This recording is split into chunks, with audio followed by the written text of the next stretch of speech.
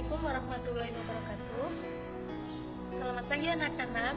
Pada kesempatan pagi hari ini kita akan mempelajari materi Al-Quran dan Hadis sebagai pedoman hidup. Sebelum memulai materi, marilah kita berdoa terlebih dahulu. Bismillahirrahmanirrahim. Ya, semoga dengan bacaan Bismillah tadi kita bisa menjalani pelajaran pada pagi hari ini dengan baik. Ya, yang pertama, Al-Quran dan Hadis sebagai pedoman hidup. Rasulullah Shallallahu Alaihi Wasallam bersabda dalam sebuah hadis, telah kutinggalkan pada kalian dua perkara yang kalian tidak akan pernah tersesat selamanya kalian berpegang teguh pada keduanya, yaitu kitabullah dan sunnah nabinya. Hadis riwayat Abu Dawud dan Ahmad. Hadis ini merupakan penegasan bahwa seorang mukmin harus berpedoman pada Al-Quran dan As-Sunnah jika ingin selamat.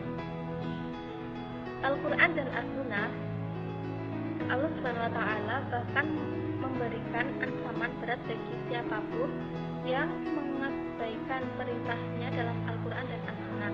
Allah SWT berfirman, yang artinya, dan barang siapa berpaling dari peringatanku, maka baginya penghidupan yang sempit di dunia, dan kami akan kumpulkan di hari kiamat dalam keadaan buta. Surat Toha ayat 124. Dari sini kita bisa pahami bahwa kita wajib menjadikan Al-Quran dan As-Sunnah sebagai pedoman hidup kita. Untuk yang selanjutnya adalah pengertian Al-Quran dan Hadis. Pengertian Al-Quran. Al-Quran adalah kalam atau firman Allah Ta'ala, baik huruf maupun maknanya, dan Al-Quran bukan merupakan makhluk. Sedangkan hadis adalah segala perkataan atau sabda, perbuatan, dan ketetapan dan persetujuan dari Nabi Muhammad SAW yang dijadikan ketetapan ataupun hukum dalam agama Islam. Hadis dijadikan sumber hukum dalam agama Islam selain Al-Quran.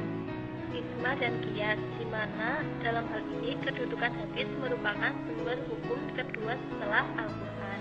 Jadi sumber hukum Islam yang pertama yaitu Al-Quran, yang kedua hadis, yang ketiga ijma, dan yang keempat adalah qiyas.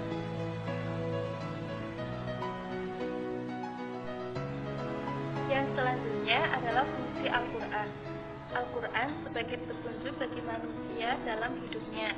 Yang kedua, Al-Quran dapat menjadi obat.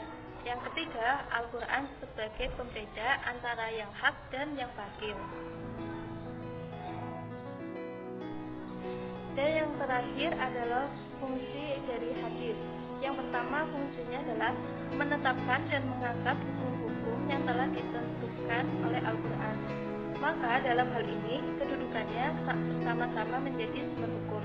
Yang kedua adalah memberikan perincian dan penafsiran ayat-ayat Al-Quran yang masih mujmal, memberikan tasdid atau persyaratan ayat-ayat Al-Quran yang masih mutlak, dan memberikan sanksi atau penentuan khusus ayat-ayat Al-Quran yang masih umum.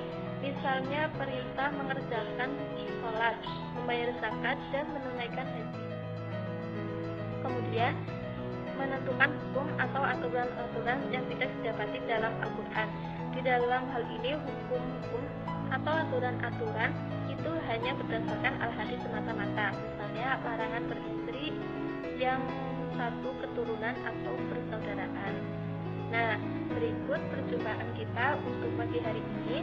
Semoga bisa bermanfaat. Kita akhiri dengan bacaan hamdalah bersama.